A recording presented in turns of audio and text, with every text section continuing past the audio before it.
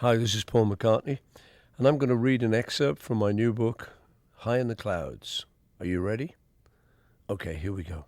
Whirl the squirrel is lying back on his favorite branch, munching acorns from a bag, as he listens to his mom telling one of her stories. It's like eating popcorn while you're enjoying a good film.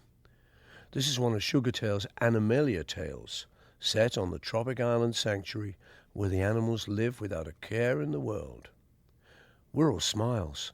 Things aren't bad here either. A cool summer breeze, a good story, and the crunchiest of crunchy snacks. Unlike life in Megatropolis, he glances over to the huge, ugly cityscape on the horizon, shrouded in pollution. Dotted amongst the branches of the trees, like notes on sheet music, sit the woodland creatures, all captivated by Sugartail's words.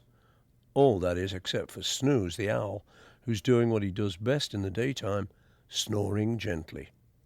It's nothing personal. He's a night bird. For as long as Whirl can remember, his mother, Sugartail, has been the woodland storyteller, and for as long as he can remember, he's loved the stories about Animalia best.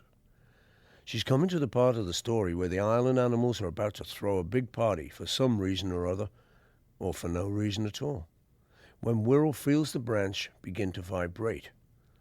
It's just a tremble to begin with, but then the tremble becomes a shudder, and the shudder becomes a judder.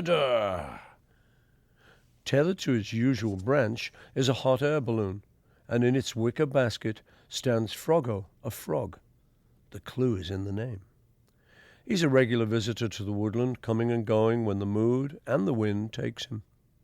He may be green, furless, and lack a tail, but Whirl thinks he's a fun amphibian to be around. No sooner has the tree started to shake than Froggo has fired up the balloon and is floating it above the treetops to see what's going on. He can't believe his froggy eyes. In fact, he takes off his glasses and gives both lenses a good clean on a corner of his scarf before putting them back on again, just to be doubly sure. But things still look just as bad, in fact, more so. "Bulldozers!" shouts Froggo. "A whole battalion of them!" And he's not lying. What follows is a nightmare of noise and destruction.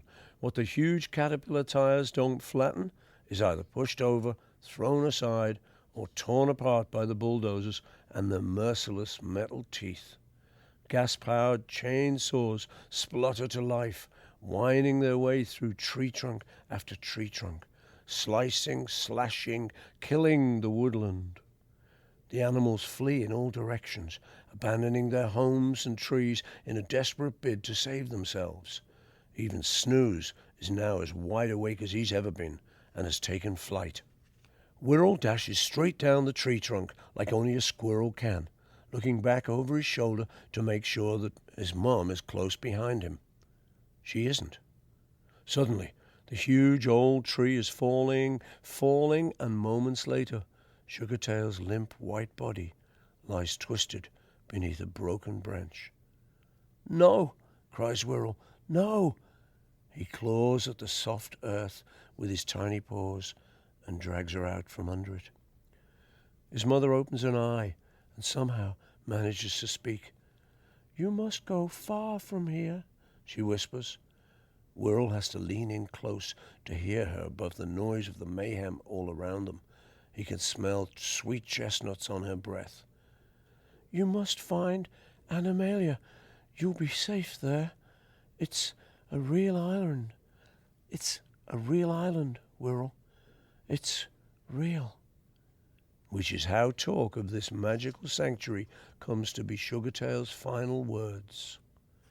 Whirl gently lays her lifeless body on a patch of springy moss. "Whirl, hurry," says a voice. "Get in, we must leave, now."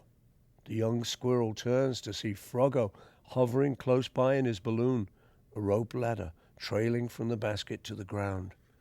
Whirl shakes his head and says something Froggo can't hear above the deafening sound of the destruction all around them. "It's too late for your dear mother," Froggo shouts. "You must save yourself." "There's something I must do first," Whirl calls up. Alone. Well, that's the first chapter, and I suggest that somebody else, a friend or one of your parents, reads the rest for you, or read it yourself. It's fun. Anyway, hope you enjoy it. High in the clouds, this is Paul McCartney signing off. Bye.